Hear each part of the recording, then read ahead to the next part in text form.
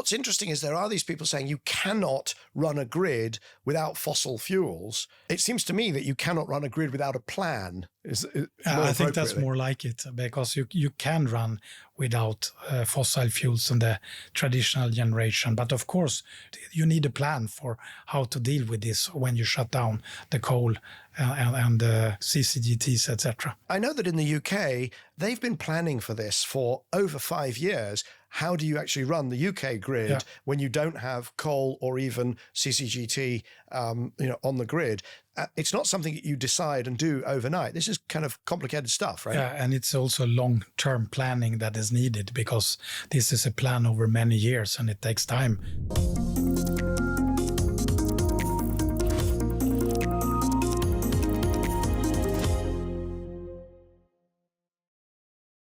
Hello, I'm Michael Liebreich, and this is Cleaning Up. There's something about the need to decarbonize our economy that brings out the absolutist in people. Either it's all about wind, solar, and batteries, and those are the only technologies we should use, or it's all about nuclear, or fossil fuels created the world we all benefit from and enjoy, and they'll be with us for decades, and therefore any money that is spent on any low-carbon solutions is money wasted. The reality is, of course, we can decarbonize our economy. We can do so affordably, and we can do so whilst preserving its resilience. But we'll only do it by considering energy as a system. My guest today is a leader in the world of energy systems thinking. Anders Lindberg is President of Energy and Executive Vice President at Wärtsilä. And Wärtsilä is, of course, a member of our leadership circle. Please welcome Anders Lindberg to Cleaning Up. Anders, thank you so much for joining us here today on Cleaning Up. Thank you for having me here. To get started, we'll do what we always do and ask you to describe who you are and what you do, the kind of short version. So I'm an electrical engineer by background, and I have done product business my whole life. And I'm responsible for Wärtsilä Energy, which is helping customers to decarbonize their power generation. Describe a little bit the product set that you that you sell. When you say decarbonize the generation, how do you go about doing that? Yeah, so first of all, we have a power system analysis group that help our customers to decarbonize. And we have also products, energy storage, as well as engine power plants that are flexible. But now, those products, the energy storage, is that, if I'm not wrong, that's being sort of demerged from the energy piece. Is that right? It's still in Wärtsilä, but its own segment. But it'll be its own segment. And your direct responsibility will be for the engine power plants. The engines, okay. But also the analysis unit, right? Absolutely. And I should say, for our audience, that you are, and I'm very delighted that you are, a member of our leadership circle, so a supporter of Cleaning Up. And I think as we go through this, we'll probably find out why that is. So we're at a very interesting time as we record this, because obviously you've got all of the sort of political winds of change in the US. That's one thing. But also last week, the power cut in the Iberian Peninsula. So there's a lot of pushback against decarbonization. And you went straight in there and say, we help our clients decarbonize. So are you noticing those winds of change, or is it just business as usual for you right now? I mean, we are very much observing what's happening with the tariffs in the US, and of course, analyzing also what happened in Spain last week. However, we saw that last year was also the highest year ever of renewables being implemented in the world. So we see that the renewables have a very much made a commercial breakthrough, increasing the amount every year. And this is where we can help our customers, because when you have renewables, they are intermittent. Solar and wind are intermittent, and you need flexibility in order to have the more renewables in the system.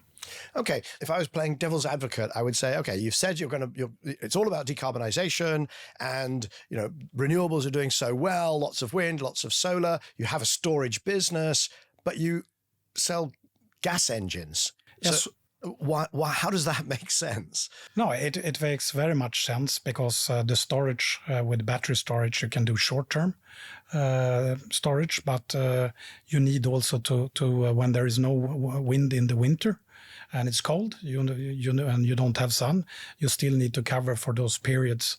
And the engine power plants, they are very flexible, and they can start up very quickly and also be there when they are needed by the system. If you look at the system holistically, they are needed. And we have done studies globally. We did a study end of last year where we looked at what is the difference in the scenario if you do only renewables and storage to reach the 1.5 degree that was agreed in the Paris COP versus the second alternative when you have renewables, storage and engine power plants.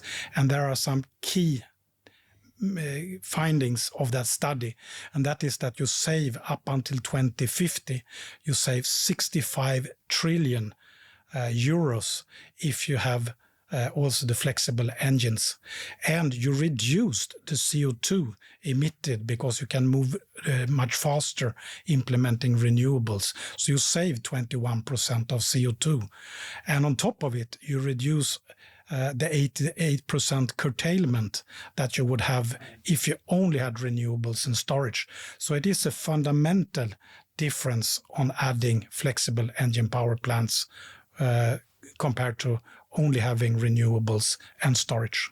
Okay, so there's a lot to unpack there. I'm trying to think, as you spoke there, I think that 65 trillion euros may be one of the larger numbers that we've had on cleaning up as a claim. So we're definitely going to be doing some unpacking.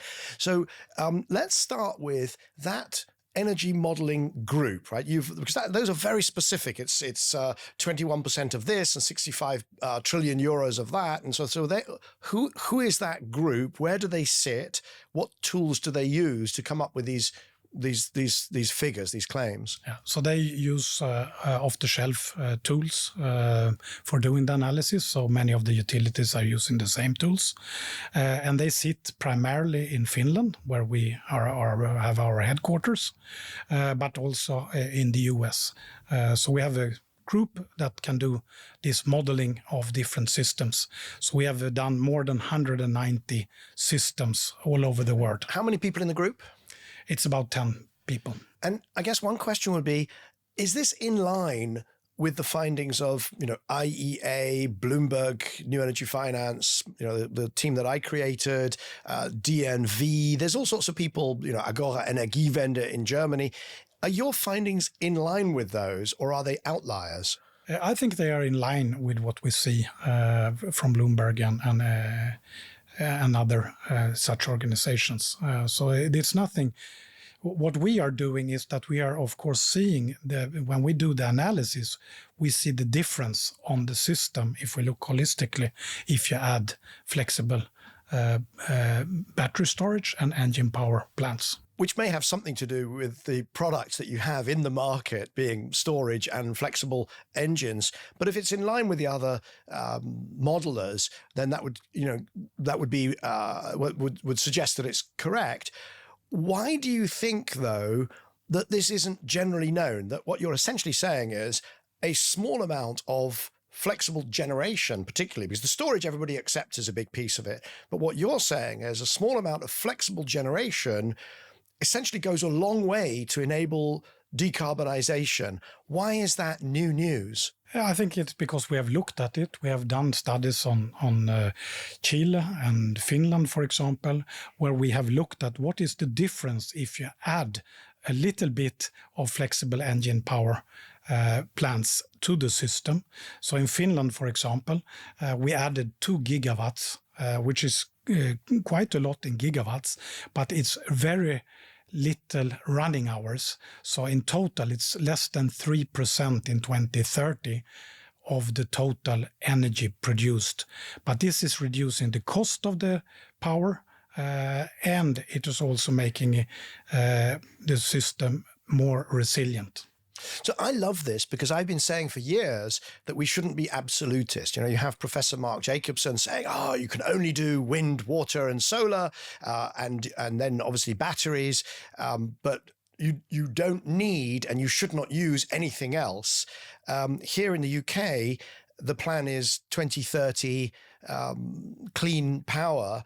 And I think I've been warning for years that this kind of absolutism is very, very expensive. So what you've done, or your group, that modeling group has done, is to put numbers on how much more expensive it is to be absolutist. And the numbers are colossal, right? Yeah, they are.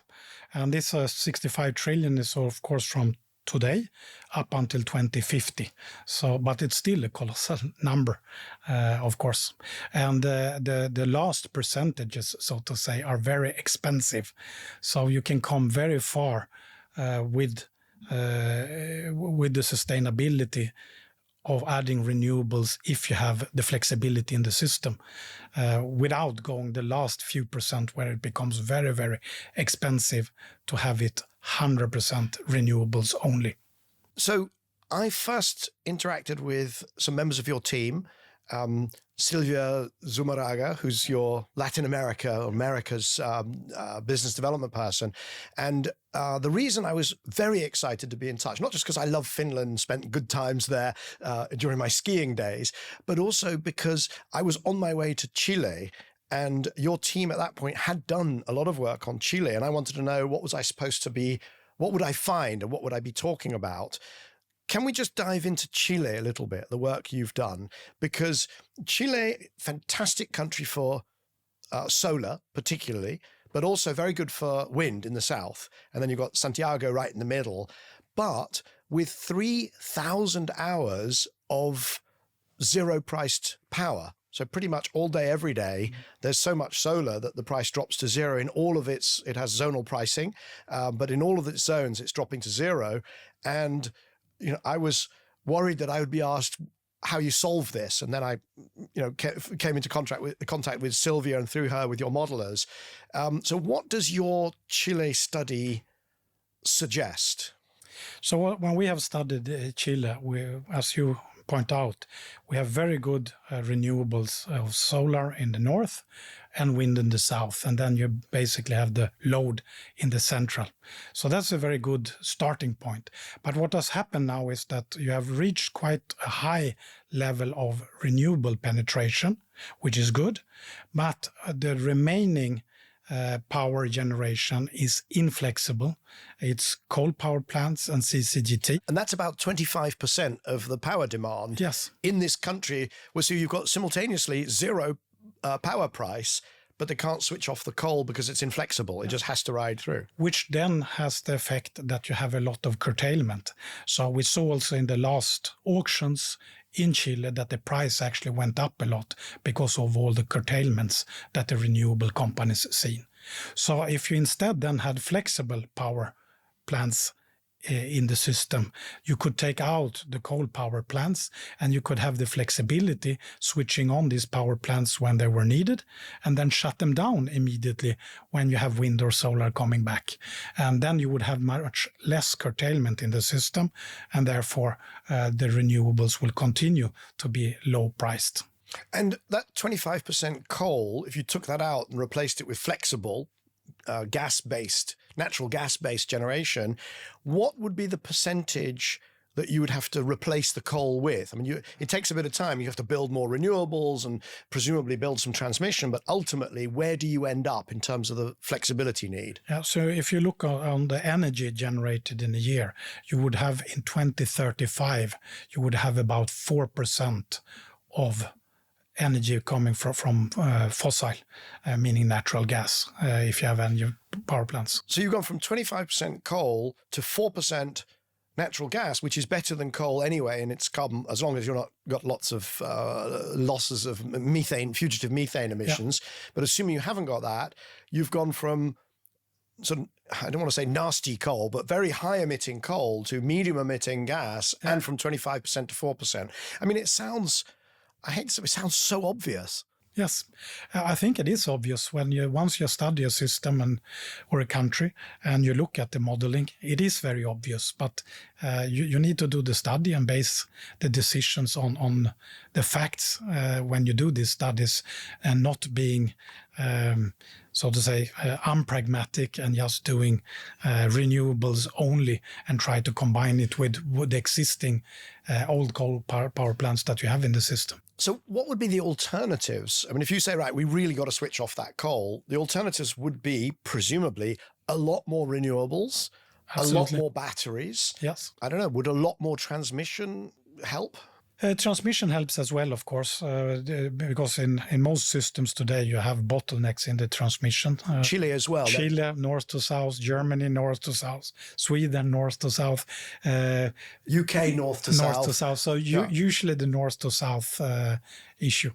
So it would be helped as well, because that means less curtailment then, because in many of these places you have the good renewables in the north and you have the industry and the demand in the south. So that would also help. Okay, so if you want to get down to 4%, then what your modelers have proven, if I've understood it right, is that the cheapest way to do it is flexible generation. So that saves you from a more expensive pathway with more renewables or more batteries or much more transmission. Yeah, it helps you on the investment cost, it helps you on the CO2 reductions, and it helps you on the curtailment. To have less curtailment. Okay, so it also helps to maintain the business model, as it were, to do the other side of the of what you need to do. Okay, what do you do with the last 4%? Do you just throw up your hands and say, well, that's not our problem, or do you have a cunning hydrogen plan or some other way of getting rid of the last 4%?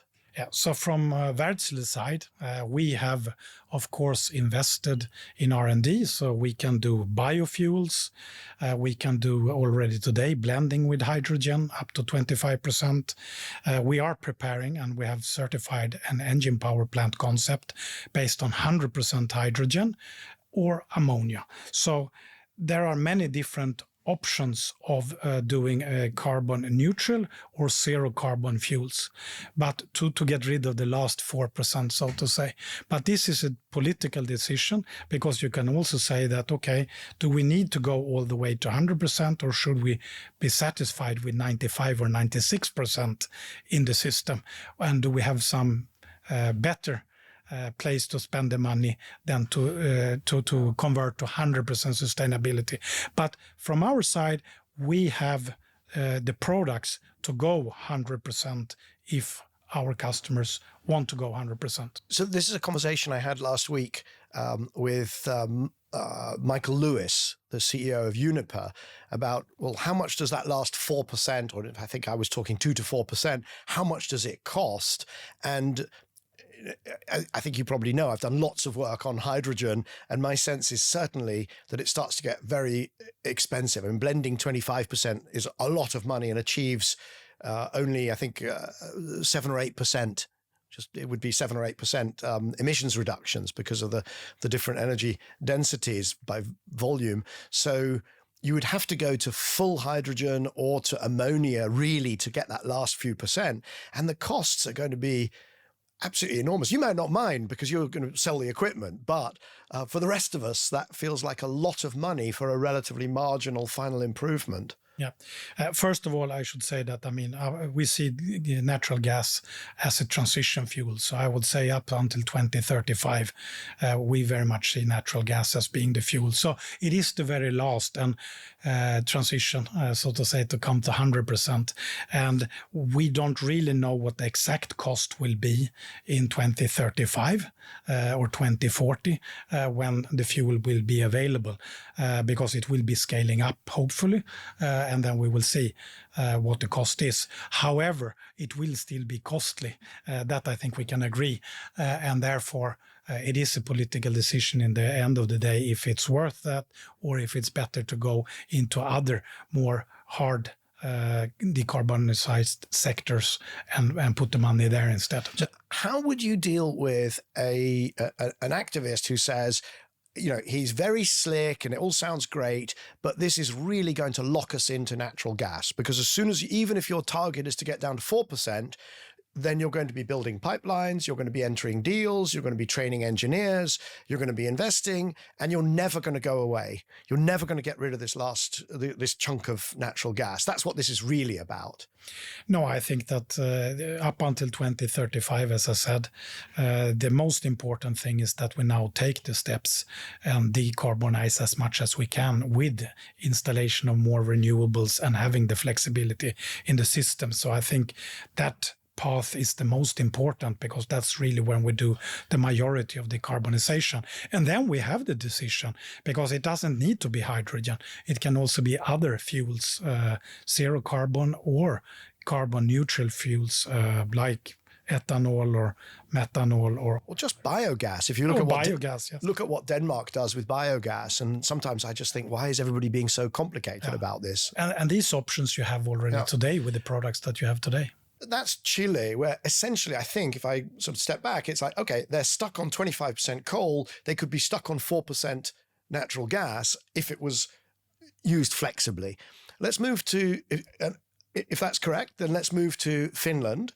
What's the analogous sort of pathway then for the work that you've done on Finland? Because that's very different energy system, different geography, different temperatures to Chile. Where are they now, and where could you quickly get them to using flexible, if they were sort of politically allowed to just say, we're going to do some flexible generation, where would they get to? So today Finland has about an average of 9 gigawatt and a peak of 15 gigawatt in the power demand. That's where it is today. And in Finland, the majority, 40%, the biggest generation is from nuclear. And then you have wind, about 19%, and then you have hydro, about 15%. But there is going to be, over the years, there is a plan to build out a lot of the wind. And when doing that, we have done the analysis. If you do that without adding flexibility, or you add 2 gigawatt of flexibility. So 2 gigawatt can, of course, sound a lot compared to the 9 gigawatt on average today. But it's not going to run many hours, only when there is no wind available or no sun available. So it is about 3% of the energy being generated that is going to be with the flexible engine power plants. So again, it's these very low numbers, 3%, 4%, and the numbers I've always thrown around were 2 to 4%. So I'm enjoying this because you're confirming my priors. And what you're saying is, if you don't have that, there will be times when, according to the models, what happens? Because you've got that hydro. Why can't the hydro provide those 2 gigawatts of flexible supply? Hydro is very good in doing flexibility with the hydro generation, but you need, in addition to what you have, because you only have like 15% hydro, and it's very difficult to build out the hydro today in the Scandinavia and Nordics. So when you increase the amount of renewables, you need to balance that with flexibility, and you cannot build out easily the hydro. Is it because there are some super peaks, maybe when it gets cold and you've got heat pumps? I mean, is that what's happening in Finland? Because it's the capital cost of hydro, I'm guessing, is much, much higher than the capital cost of reciprocating engines that you sell. Yeah. So is that the point, that it's only needed for such a short time that you need to reduce the capital cost? Yes. So typically in the Nordics, we have a couple of weeks every year where it's very cold and there is very little wind. And that's when you need the extra flexibility. And of course, you need to do that with as low cost as possible, and also what is possible to permit. And that's where we see that flexible engine powers plants can be that alternative in order to support the build out of the renewables. Okay, so is that the equivalent, or is that a Dunkelflaute, what the Germans would call the Dunkelflaute? It's in the winter, so there's very little solar, and the wind suddenly drops, and it leaves you with a relatively short-term problem, but it is a couple of weeks. Yeah. We always have a high pressure being parked over the Nordics when you have no wind, and as you say, the sun doesn't work very well in the winter because it's quite dark. But it's good skiing weather, right? Because It's it very is good sunny. I mean, skiing it's weather. winter sun, so not It very is. strong. But It's the good best. It's the best skiing weather. The best skiing weather. Right, so why don't you just tell the Finns that they should all go skiing and not use electricity? Demand-side response, we call it. I think that we have all the industries and schools and other things that have the demand still. Right. So with those two examples, you've got Chile, you've got Finland. Come back to your global picture. I mean, does that kind of cover the range of different situations? I mean, 65 trillion still sounds like a very big number. You know, where does that 65 trillion of saving come geographically? So, I mean, this is a global study we made. So we took all the generation around the world and all the demand and looked at what happens if you do it a fundamental build out of renewables and storage only versus being pragmatic and also adding the flexible engine power plants. Does it include getting rid of the last 4%, or do you stop short at 4% for the 65 trillion of savings? Because it does feel like those last 4% could cost some trillions. They're very difficult. I think on the global level, it's slightly higher than the 4%. So it's more closer to the 10% if you look at the global level. And that depends obviously on the power mix, because if you took now Finland, in Finland there is a lot of nuclear and hydro, and if you took Chile, you have a lot of solar and wind. So of course there are countries in the world where you don't have the same starting point, and therefore we have looked very much at fulfilling the 1.5 degree commitment until 2050 when we did this global study. But does your 65 trillion of savings include going all the way to net zero, or does it stop at that 10% short? Or does it matter because you'll have to do that last 10%? No, it anyway? only goes so far as to fulfill the 1.5 degree. Right. That was the base for the study. Let's talk about, we've said flexibility, and hopefully, you know, as I say, I've always agreed, so I'm not a difficult audience here. But why reciprocating engines rather than open cycle gas turbines, OCGT? Because I've been doing this for 20 years, and until your team has started to persuade me otherwise, I assumed that for this flexibility, the best thing was an open cycle gas turbine. So why would anybody buy a reciprocating engine, which in my book, at least historically, I've always thought were sort of clunky and old school and not as efficient and so on? No, in fact, the medium-speed engines have higher efficiency than the OCGTs have. So that's one reason that it's actually better efficiency and therefore consume less fuel. The other thing is that the flexibility. So with the reciprocating engines, you have much better flexibility. The startup, the shutdown, the minimum on time and off time is better than it is with the turbines. And thirdly is that when you have, if you go to a country which is very hot, you actually have full performance from -45 to +45 degrees Celsius, where with the turbines you start to taper off when it gets really hot and when you need it for the air conditions demand that you have. So I would say these three are the main reasons why engines are better than turbines.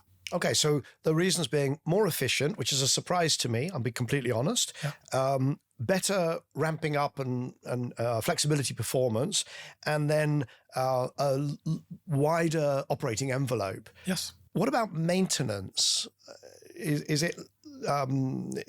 It strikes me that would be I suppose I would historically have always thought, well, there's probably more people who can repair a reciprocating engine than a turbine in around the world. That might not be true in all, sort of advanced economies, but is there a maintenance difference or not? I think that there is a maintenance difference if you use the flexibility to turn on and turn off many times. And we have examples today where our engine power plants start up 1,000 times a year.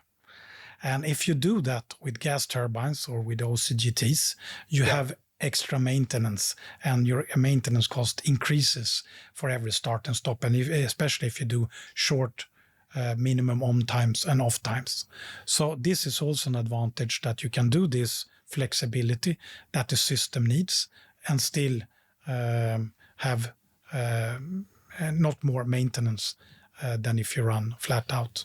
Okay, so let's do the disadvantages. There must be some disadvantages, otherwise nobody would ever buy an OCGT.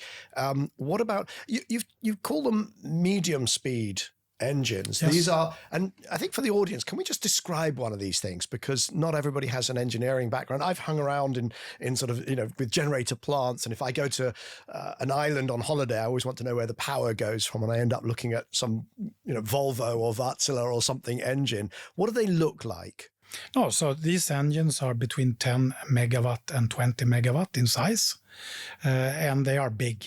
They have a high weight, and they are big, so to say, compared to the normal engines that people have seen. But you also have high-speed engines. But just to put it in context, this is similar to the engine in a cruise liner, in a ship. So that's why absolutely. you've got a marine division, and you've got. So the technology is basically the same for marine and for energy. So we have a common supply chain, and we have a common factory where we make engines both for the marine side and for engine power plants. And as you say, it's like for the cruise ships or for offshore vessels, it's the same type of engine. What is in energy, we normally use more cylinders, so it's longer than what is in the marine side. And what fuel, because in marine it would normally be burning fuel oil, shipping fuel oil, now low sulfur, but formerly not. But yours are principally using natural gas, correct? Yeah, or are they fuel flexible? So we have we can do all kinds of fuel. So if you go historically, we have also used a lot of diesel. Today, the very, very vast majority, 80%, is gas today, natural gas. Because if you have natural gas available, like in the US, and US is our biggest market today, we use gas. But there are, of course, small islands and other places in the world where you don't have access to gas, and then you can still use other fuels. But if you're using gas, then we need to talk about slip.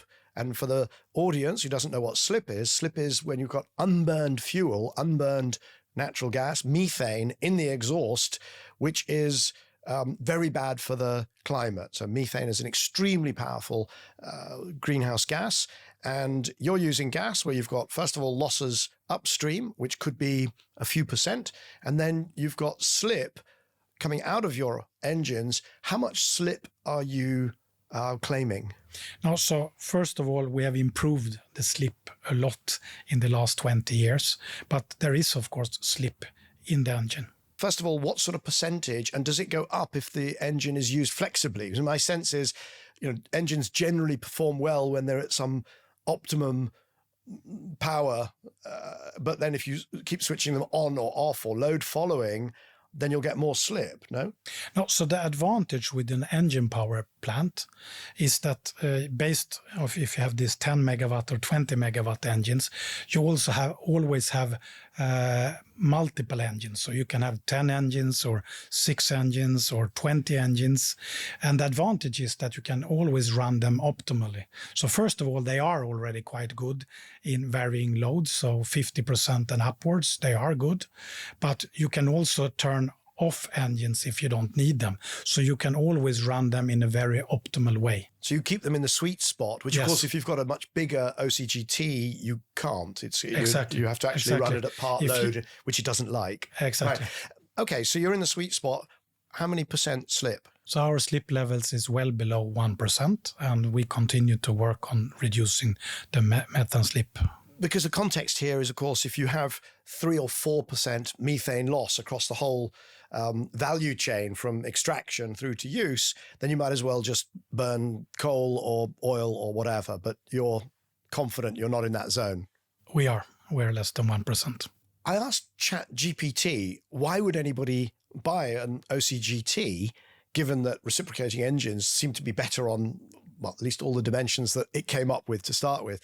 And it said, they use more water and they use more land area than an equivalent power output of OCGT. So not quite right. So yes, if you look at the density, there is a disadvantage compared to the turbines. They use spatial density. Spatial density. But if you look at the water, that is wrong, because we're using a closed loop system, so we are hardly using any water at all on engines, because it's a closed loop cooling system. Cleaning Up is brought to you by the members of our leadership circle. That's Actis, Alcazar Energy, Davidson Kempner, Ecopragma Capital, EDP of Portugal, Euroelectric, the Gilardini Foundation, KKR, National Grid, Octopus Energy, Quadrature Climate Foundation, STCL, and Wärtsilä. For more information on the Leadership Circle, please visit cleaningup.live. That's cleaningup.live. For an unwell or premature newborn, a power cut can be the difference between life and death. For the past 8 years, I've been working with the medical team at the government hospital in the city of Bo in Sierra Leone to support their neonatal special care unit with a solar and battery mini-grid. Now, with reliable electricity, the unit is able to save literally hundreds more lives every year. In February, producer Oscar Boyd and I went out to visit the unit, see how the system's working, and assess what could be done to maintain and expand it. The resulting documentary episode of Cleaning Up is very moving. Please watch it. You'll find a link in the show notes for this episode. Let's come back to this moment in history. We've talked a lot about decarbonisation, where there's this perhaps a moment of reset where we get to be pragmatic. But the other thing that is going on is a much greater focus on resilience for lots of reasons. Russia's invasion of Ukraine, we had a power cut in the UK a couple of years ago that meant people couldn't get home from work. There was, in fact, we've talked about Chile. There was a big power cut in Chile just a couple of months ago. And then last week, this power cut that swept across the Iberian Peninsula, Spain and Portugal. And a lot of people have said it was the renewables. And this shows how foolish relying on variable renewables are. And we must stop that. And they've all got their favorite technology that they promote. So let's talk about resilience. First of all, was it the renewables? So first of all, I think that the conclusion is not drawn yet of what was really, the investigation is still ongoing. So I think it's premature to draw a conclusion. But what we saw when we have looked at what happened was that there was subsynchronous oscillations between Spain and Central Europe. And there is a quite weak link between Spain and France. And then we saw that there was also 2 solar PV farms in Spain that was shut down. And let's now see what was causing and what was the effect of this. But what you can say is, of course, that when you study and do the modeling of a system, which is complex and where you add a lot of renewables, you have, of course, to plan the system accordingly to make sure that you have the flexibility, as we talked about already, in the system, but also that you have the inertia and the short circuit currents in the system. Because when you add renewables, you will have less of turbines and coal power plants where you have a lot of inertia in the system and short circuit current. So you need to plan for that. And there are ways of adding that with synchronous condensers, or what we can do with our engine power plants. We can have a clutch between the generator and the engines, and thereby providing the synchronous condenser functionality with the generator of the engine power plants. So this is great. Again, a lot to unpack there, and we're very privileged. I feel very privileged, a proper electrical engineer that I can ask all my stupid questions of. So you talked about the frequency, what did you call it, between Spain and France, that the the frequency synchronous subsynchronous resonance. Subsynchronous. So what is subsynchronous resonance? So that is actually that the frequency in these two, in Central Europe and in Spain, is not synchronized exactly.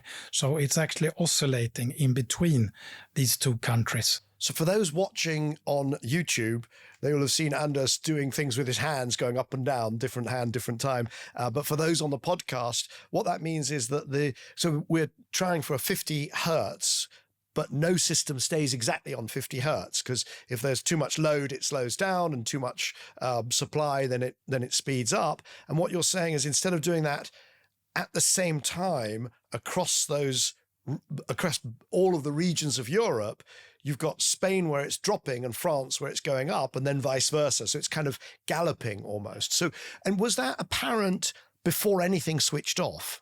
No, so what has been seen is that these oscillations were there. And then, as I mentioned, there was also 2 solar PV farms in Spain that shut down. And what was the cause and the effect, I am not aware of that yet. That will be seen by the investigation. The power station shutting down is a pretty normal thing. I mean, all power station, any type. And in fact, there's been situations where nuclear, big power stations have fallen off the grid, bringing down gigawatts in a few minutes, right? So this isn't something that's a renewable, even if it was the 2 solar farms that shut down first, the system ought to be able to cope with that, ought it not? If the system is designed in a resilient way, it should, of course, be able to cope with that. Because I think the other thing that happened was, at that point, there's too much load for the generating capacity, so the frequency drops, and then it looks like a lot of other power plants drop out. A lot of solar, because solar was providing 60% of the power at that time. So it happened that it was a lot of solar. It would have been anything. It all dropped out, but it dropped out, it looks like, at the same moment, which seems a bit foolish to have it all trigger at the same exact point. Yeah. But I think that normally there is limits of where you have to decouple from the system if you're outside a certain frequency. 50.2 hertz or 48.8 or whatever you set it at. But should you have all the power stations set to drop out at the exact same time, the exact same frequency? I'm put in mind of, I think it was around 2007 or 8, where in Germany they discovered that the software that was in all of the solar rooftops all triggered at the same frequency. So you could have this kind of very unpredictable, well, not very uncontrollable mass switch off at the same point. And then there was a change to the software that was mandated by the grid operator. Oh, so apparently you should not, in that case, have exactly the same trigger point, so to say, for when we shut off the power generation. Because what's interesting is there are these people saying you cannot run a grid without fossil fuels. It seems to me that you cannot run a grid without a plan.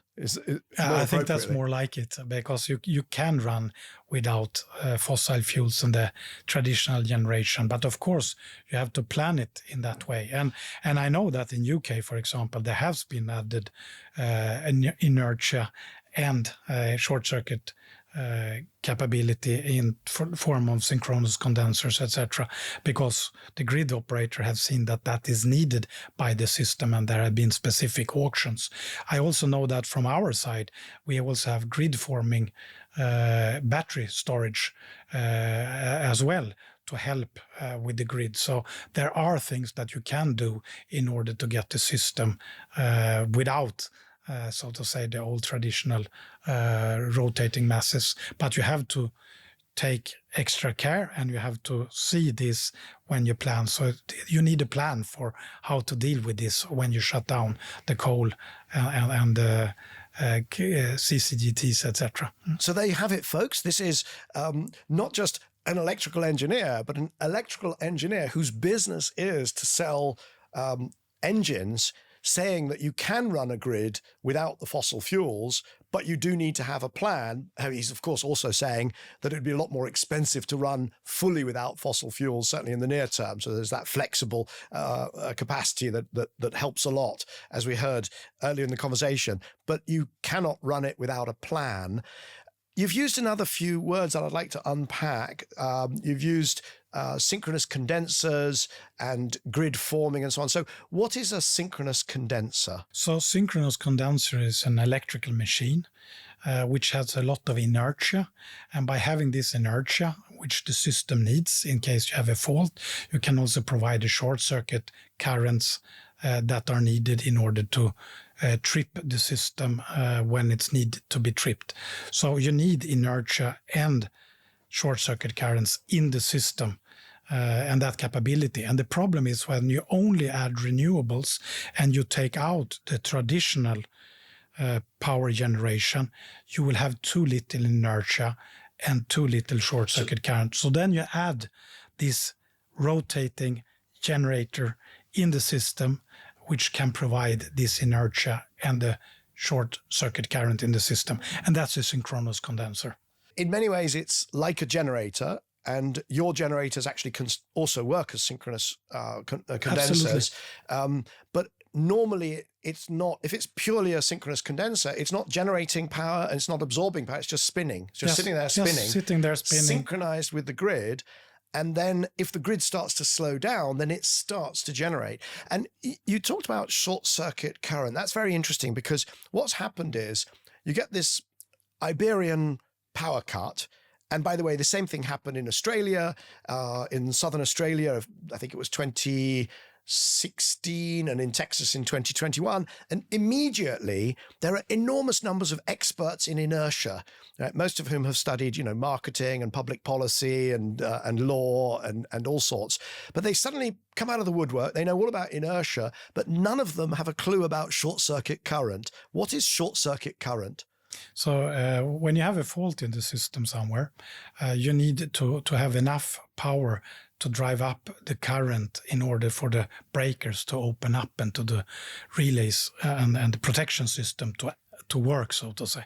That's why you need the short circuit current in the system. You've got a fault. You could have current disappearing into the ground somewhere, and so the voltage is dropping, and a load of resources are switching off. And what you're saying is you now need something that can actually provide quite a lot of current, not just inertia. To clear the fault in the system, so you get rid of the fault. So otherwise you still have the fault there, and something will break eventually. But you want the protection equipment to clear the fault as quickly as possible. And the protection equipment needs voltage and current? Yes, needs certain current to open up the breakers. And so I make fun of some of these sort of armchair experts because it is just complicated. When we say we have to have a plan, I mean, it's an engineering plan. And, my sense is you have a lot of people sitting in legislatures around the world sort of mandating this much battery and mandating this much inertia and but it really needs to be a bunch of engineers making those decisions, in my view. Absolutely. You need to study the system and understand the system. But I think that the grid operator in each country has a very good view of what is needed. And they are the true experts on the transmission system and what needs to be there. I know that in the UK, what was then National Grid ESO, which is now the National Electricity System Operator, NESO, because it's been separated out, they've been planning for this for over 5 years. How do you actually run the UK grid when you don't have coal or even CCGT, on the grid? It's not something that you decide and do overnight. This is kind of complicated stuff, right? Yeah, and it's also long-term planning that is needed because this is a plan over many years and it takes time, of course, also to adapt the system. So, but I'm sure that the grid operators know this very well and they are planning for this in each country. Well, I think the grid operators in Spain and Portugal might have had a bit of a crash course over the last few weeks. But I did like one of the things which flew past quite quickly in your first description that I said we must unpack, that your engines also work as synchronous condensers because you've got the engine bit and then you've got the generator bit, and you mentioned a clutch. Yeah. So there is a clutch between the engine and the generator. So when the engine is not used, because if the engine is used, you have that inertia in the system. But when the engine is not used, you use that clutch and you can still leave the generator spinning, just like you have with a synchronous condenser, a pure synchronous condenser. So you can also do this functionality with the generator. Now, to be fair, you could use that with a generator attached to CCGT. You could Absolutely. have a clutch or OCGT. So it's not to do with the reciprocating engine. No, it's to do with how you design and how you and presumably what the grid operators need to do is tell people to do that, maybe make a market or pay people to, because it presumably costs a bit more to have a clutch than not to. Okay, so there's a resilience implication, not just around when it's not windy and sunny, but also riding through faults. There was one other thing that became very obvious with the Iberian power cut, but also we had an incident in the UK just a few weeks ago where one substation burnt and Heathrow Airport was down for 24 hours. It seemed to take an inordinate amount of time to bring a single airport back up and running. In fact, they got the whole of Spain and Portugal back up and running from a near, what they call a black start. It wasn't fully black, but a near black start. They got that back up and running faster than a single airport, which is quite extraordinary. What is black start? Why is it hard? And how do we deal with it? How do we accelerate? How do we restore power more quickly? So first of all, I should say I don't know exactly why it took a long time in Heathrow to get the power back. But if I could, the quick version of that is I don't think it was electrical engineering. Okay. I think it was a lack of preparedness of the businesses in Heathrow to get their systems, baggage handling, retailing, security, to get that up and running was the problem. The electricity could have been restored very, very quickly from another substation. Okay. Because normally it should not, as you say, take that long time. But what we can say is that with our engine power plants, we have the black start capability, so to say, built in. So it's easy to restore the system if you need to, having engine power plants that can start from zero. And why is that a difficult thing? I mean, don't you just kind of everything just starts up, or what's the difficult? I'm addressing my best electrical engineering resource here.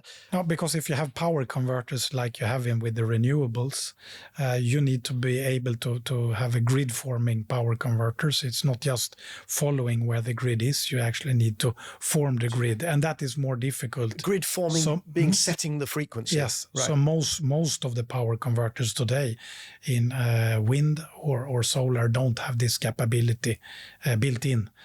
So that is something that's important. Just a quick question, maybe it's an aside, but I mean, you also spent a lot of time in your career with Ørsted. I'm sure you know the answer. Why do wind turbines, why are they not used in that way? I mean, they're spinning, they're doing this. Why could they not be contributing to grid forming? No, because they have the power converters in between the wind turbine itself and the generator that you have in a wind turbine and the grid. So that is something you need to have. So there's a good technical reason why wind is not used in that way, although I understood that it could be, that we could have made different decisions. I mean, you can have a battery storage today with the grid forming capability where you can help in starting up the system again.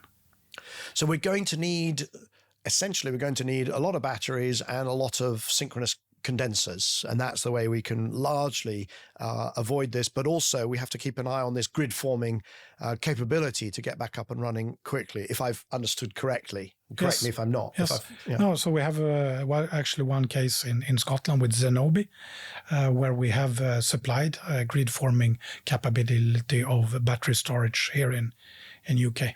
Let's just switch, if we might, to the markets. You've mentioned the US is your biggest market, and there's this tariff war going on.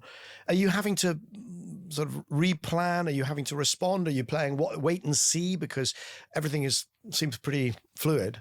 No, so first of all, I think that let's see what is the outcome of this tariff discussions that are ongoing now. Now they have been paused for a certain time, and hopefully there will be clarity on what the tariffs will be going forward, because I think the biggest problem is the uncertainty that this is causing, because nobody knows what to expect.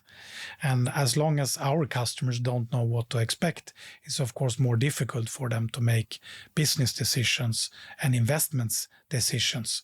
So we are waiting, so to say, and see, and we're studying this very closely, because on the Wärtsilä energy side, our major market is the US.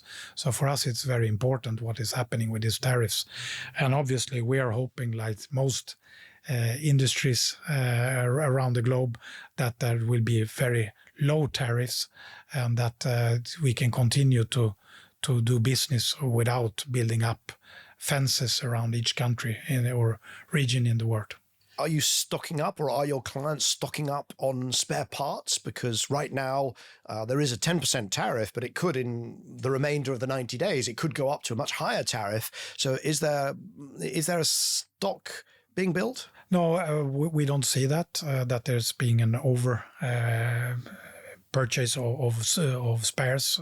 So we see business as usual on the service side, and also on the new build side, things continue very much on the engine power plants. We have seen on the storage side that customers are waiting for what is the decision, because on the storage side, it of course, as for most suppliers of storage, has a lot of batteries coming from China, and there the tariffs are very high. So we can see that customers are waiting, so to say, for this to settle before they take any decisions. But on the engine power plants, there is at the moment only 10% tariffs, so business is going on as usual. And how much of that business is driven by AI data centers, the other big topic du jour, today's big topic, because there are some enormous waiting lists for turbine-based power plants that these huge AI data centers need. So are you, to a certain extent, do you think what you're seeing is kind of a mix of AI data center owners buying like crazy because they have to, and everybody else waiting or stopping because of the tariffs? No, so I think if coming to the AI boom, we see, or we also look at the different forecasts, and I think you had an episode on cleaning up on that, and we see also the huge difference, especially in the US, where you have FERC maybe on the lower level. Both their pessimistic and optimistic scenario is quite low compared to McKinsey. I think it was one of the highest. So you have a huge difference in the outlook of what is needed for AI data centers in the US. But what we can see from our side is that there is a lot of interest in buying engines for these data centers. Traditionally, data centers has been very much connected to the grid, and you have had high-speed engines because it's really only for backup, so you don't use them, and then it has been smaller engines and high speed. But now when the data centers grow in size, so we're talking instead of 50 megawatt or 20 to 50 megawatt, we're maybe talking 50 to 250 megawatt with AI. We see that this is more the sweet spot for our engines. And many of the data centers cannot get the grid connection. So they really need to run with natural gas and engines or turbines for the first years at least, until they can get the grid connection. And this could be 5 to 7 years. And then you need better efficiency and more power to do that. So this is really in the sweet spot for our engines. And we see a lot of interest at the moment from customers that want to have this island mode for the first years at least. So a lot of interest or a lot of purchasers? Let me push you. So today in Europe we have 3 projects where we deliver to the data centers. In US we still don't have the first order for data centers, but we are in you can say quite advanced discussions with several customers in the US. Okay, so there we have it. We can now add data centers to this moment in history. We've got a kind of something of a potential reset on decarbonization, maybe a new pragmatism. We've got a definite new focus on resilience, and maybe a whole new area of activity for your product around these data centers, if it is near the upper end of those forecasts, which would then definitely be a big opportunity for you. So to wrap up, with that context, if you had one final message for the audience of Cleaning Up, what would it be? I think that we should look at the energy transition in a new way, where we basically see what is a pragmatic way of reaching the sustainability that is affordable and resilient and sustainable, of course. And then we should look at this in a holistic way to look at the whole system and what I explained with the flexibility that is needed in the system in order to have a good way forward, both on the affordability, but also sustainability and resilience of the system. That is what I think is needed. So perhaps a little more sort of Scandinavian approach to it, because I see Scandinavia as being, very, very committed to the environment and to doing things right and to doing it in a equitable way, but also very pragmatic. Yes, and looking at it holistically. I don't think we can argue with that. Thank you so much for spending time with us today, Anders. It's great. Thank you. So that was Anders Lindberg, President of Energy and Executive Vice President at Wärtsilä. As always, we put a link in the show notes to resources that we mentioned in our conversation. So that's episode 206 of Cleaning Up with Michael Lewis, CEO of German gas giant Uniper.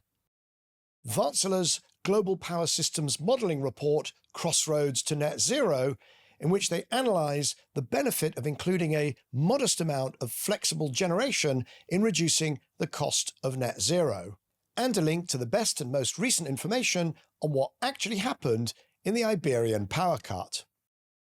And with that, I'd like to thank our producer, Oscar Boyd, our video editor, Jamie Oliver, and the growing team behind the scenes that makes all this happen. Please join me at this time next week for another episode of Cleaning Up. Cleaning Up is brought to you by the members of our leadership circle. That's Actis, Alcazar Energy, Davidson Kempner, Ecopragma Capital, EDP of Portugal, Eurelectric, the Gilardini Foundation, KKR, National Grid, Octopus Energy, Quadrature Climate Foundation, SDCL, and Wärtsilä. For more information on the Leadership Circle, please visit cleaningup.live. That's cleaningup.live.